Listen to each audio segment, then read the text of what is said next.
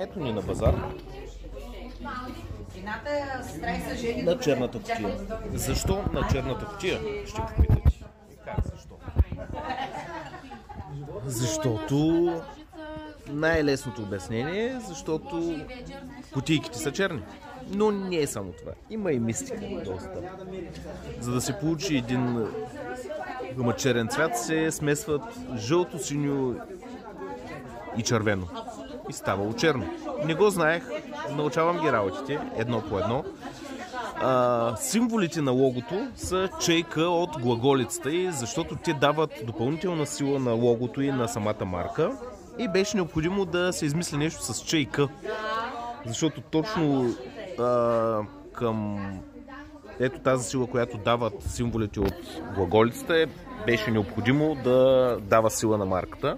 И заради това се избра името черната кутия. Като я отвориш, отвътре излиза, може да е лечение, облегчение, за всеки различно.